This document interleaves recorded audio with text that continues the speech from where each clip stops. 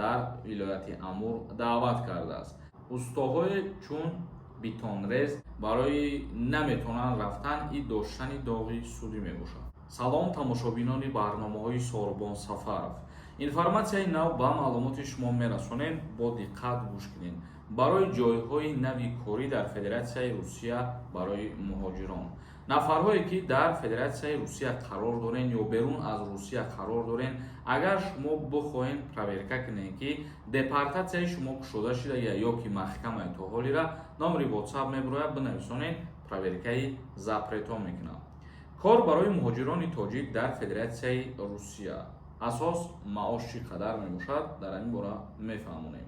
намояндагии вазорати меҳнат, муҳоҷират ва шуғли аҳолии ҷумҳурии Тоҷикистон дар Русия муҳоҷирони тоҷикро барои кор дар бахши сохтмон дар вилояти Амур даъват кардааст.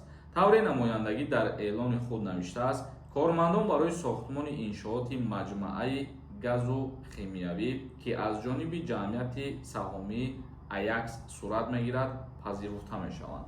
яъне ки намояндагии вазорати меҳнат, чӣ ки медонед, дар Федератсияи Русия ҷойгир ҳастай ва вуҷуд дорад ва шаҳрвандои ҷумҳурии Тоҷикистона ба кор даъват кард дар ҷое ки мо қайд карда гуфтем.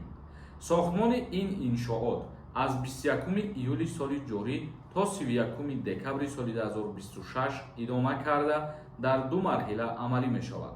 гуфта мешавад, барои кор дар ин ширкат устоҳое чун битонрез, хишчин, рангмол даъват карда мешаванд. ҳар нафаре ки ин гуна ҳунарҳоро доранд метавонанд ки дар онҷо мисол 1.5 сола кор ҳастай кору фаъолият кунанд. ба иттилооти он хабарҳо, музди меҳнат дар ҷое ки мо қайд кардем дар ин иншоот аз 130 000 рубл сар мешавад, баланди баланд то 160 000 рубл мебошад. музди меҳнати кормандон дар як моҳ ду маротиба тариқи корти бонкӣ пардохта мешавад. намояндагии вазорати меҳнат дар Русия барои муроҷиати шаҳрвандон инчунин қайд карда гуфтааст ки омадан муроҷиат кунанд дар ҳавзаи федералии марказӣ дар шаҳри Москва. дар ҳамин ҷоҳо шумо метавонед рафта муроҷиат кунед ё ки ба коркунои консулгарӣ рафта муроҷиат бикунед ва барои кор кардан шуморо номнавис мекунанд ва ба он ҷо равонатон мекунанд. музди маоши хуб ва ҷои хоб, хӯрду хӯрок таъмин карда мешавад. ибода як информатсияи нав барои одамое ки дар Русия қарор доранд ва корро фаъолият мекунанд. камтар комментарияҳои шуморо мехонем ва ба саволотон ҷавоб мегардонем. бародаро, касе ки доруҳои гиёҳӣ дар кор бошад, ҳамин ролика тамошо кунед, обязательно заказ кунед, фоидаоваранд. ширкати шифофармо ҳиҷомаи ройгонро дар шаҳри Москва барои шумо пешниҳод мекунад. инчунин доруҳои гиёҳӣ барои простатит, доруҳо барои қадро баланд кардан, барои мӯи сар ва риш баровардан, барои фарбе ё хароб шудан. боварӣ надоред, худи ҳозир дар рақамҳои рӯи экран дар тамос бошед. шифофармо дар хизмати шумо. ҳасан нависонда: акай Сорбон, ман се мошин документ надорам. як бор граница рафтем, омадем, мегӯм прописка сипоридум, дани отказ омад, через госуслуг сипоридум, нашид. мефаҳмоди акай Сорбон, через госуслуг регистратсия кардан ҳозир мақсад ба кор даромадагӣ нестай. мо чӣ ки видео карда будем, ягон як моҳ пеш дар ин масъала фаҳмонда будем ки аз моҳи сентябр шурӯъ карда ҳамин кор дар амал қарор мегирад ки дигар шаҳрвандои хориҷӣ метавонанд дар госуслуги худшона регистратсия бикунанд. ҳозир дар амал нест, яъне ки официалӣ. як нафари дигар нависондае ки акай Сорбон, мегуфтем ки барои ана ҳамун ҷое ки қайд кардем дар Корея кор доғи судӣ дошта бошӣ, ба кор мегиранд ё ин ки не. яке аз ана ҳамун принсипҳое ки дар ҳамунҷо қайд шудагиай барои наметавонанд рафтан и доштани доғи судӣ мебошад.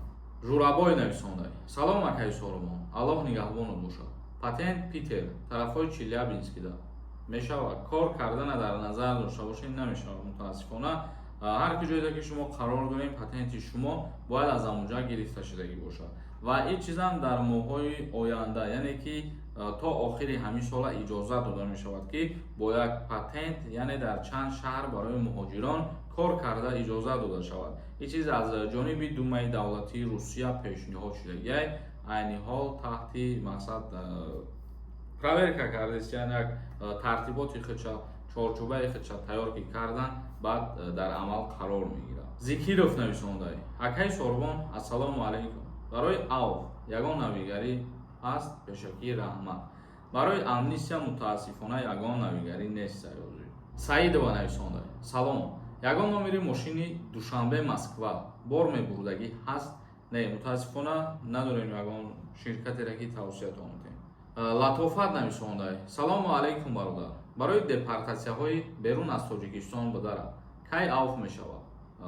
Дар бораи авф мо гуфтем ки ҳозир информатсия нест ва ин чиз номаълум ай ҳозир аштам. Як нафари дигар нависондаи: Салом акай Сорбон.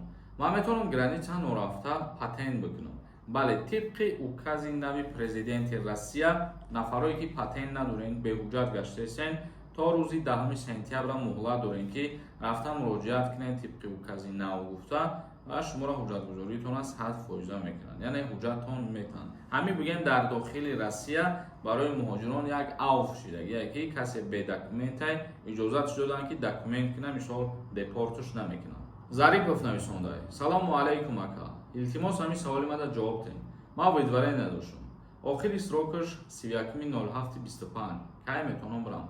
Яъне ки ҳамин моҳ рӯзи 31 тамом мешавад ва шумо агар аз баъза дани гум шиданша дар назар дошта бошен, ҳар чизе ки аннулир ва чидага ё ҳар чизе ки умедварения ҳамин запретай баъди муҳлаташ ба охир расидан 40 рӯз пас мақсад бардошта мешавад.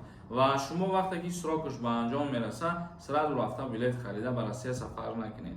Баъди срокаш ба анҷом расидан мисол ягон 10-15 рӯз ждат кунед, баъд брен ҷои шиноснома ва раводид дар шаҳри Душанбе қарор дорад, паспортона як бор проверка кунед. Дар оҷа отпечатки мегиранд ва тамоми линияҳои Россияро тафтиш мекунанд ва барои шумо меган аниқ ва дақиқ ша ки метавонед ҳозир рафта ё ин ки не.